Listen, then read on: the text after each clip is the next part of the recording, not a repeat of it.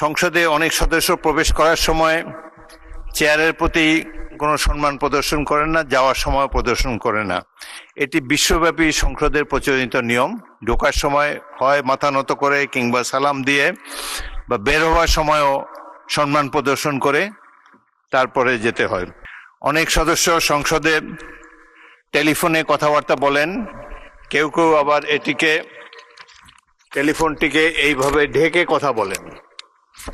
টেলিফোনে বাক্যালাপ সংসদে করার কোনো রেওয়াজ নাই। মাননীয় সদস্যবৃন্দ, এই সংসদ হাঁটি হাঁটি পা পা করে এগিয়ে চলেছে দৃঢ়তার সাথে। আপনাদের সহযোগিতার জন্য ধন্যবাদ। দু একটি বিষয় আপনাদের জ্ঞাতার্থে অত্যন্ত বিনয়ের সাথে পেশ করতে চাই। এই সংসদ জাতির আশা আকাঙ্ক্ষার প্রতীক। এই সংসদ সকল রাজনৈতিক এবং সামাজিক কর্মকাণ্ডের প্রাণকেন্দ্র হয়ে উঠুক, এটি আমরা সবাই চাই। একটি জাতীয় সংসদ এগিয়ে যেতে পারে তার ডিগনিটি বজায় রেখে, মর্যাদা বজায় রেখে, যেটি নির্ভর করে আইন কানুন, প্রচলিত বিধিবিধান এবং রেওয়াজের উপরে। কিছু কিছু ব্যত্যয় আমি দুঃখের সাথে লক্ষ্য করেছি, ভেবেছি এটা বোধহয় কমে যাবে। তার দু একটি অত্যন্ত বিনীতভাবে আপনাদের সামনে উপস্থাপন করতে চাই। সংসদ গ্যালারিতে কেউ আপনাদের পরিচিত জন বা অন্য পরিচিত কেউ থাকলে তাকে উদ্দেশ্য করে কোনো বক্তব্য রাখা যায় না, এটাই সংসদের রেওয়াজ। আজকে দেখলাম দুজন সদস্য দর্শক গ্যালারিতে উপবিষ্ট ব্যক্তিদের সাথে হ্যান্ডশেক করছেন, এটি একেবারেই অনভিপ্রেত। তারপর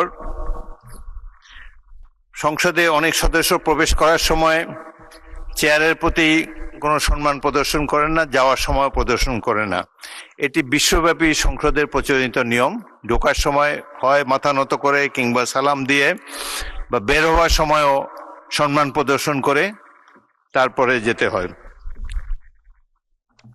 পরবর্তী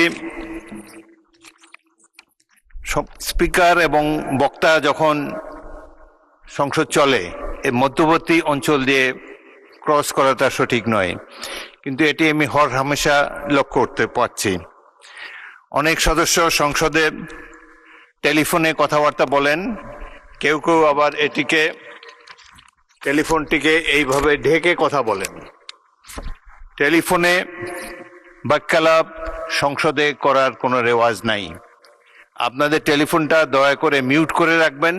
যদি একান্তই কথা বলার প্রয়োজন হয় লবিতে গিয়ে কথা বলেন।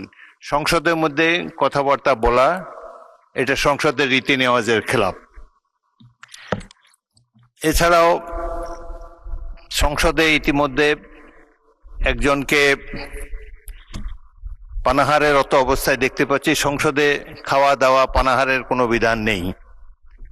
তো আমরা আশা করব, এই কথাগুলো বলতে আমার খারাপ লাগছে, কিন্তু অতীতে যে কয়টি সংসদ দেখেছি সেখানে এই ধরনের জিনিস ছিল না। তো আমাদেরকে এই সংসদের ট্র্যাডিশন বজায় রাখা আমাদের সকলেরই কর্তব্য। সংসদের মর্যাদা ক্ষুণ্ণ হয় এ ধরনের কোনো কিছু করা আমাদের পক্ষে অনুচিত।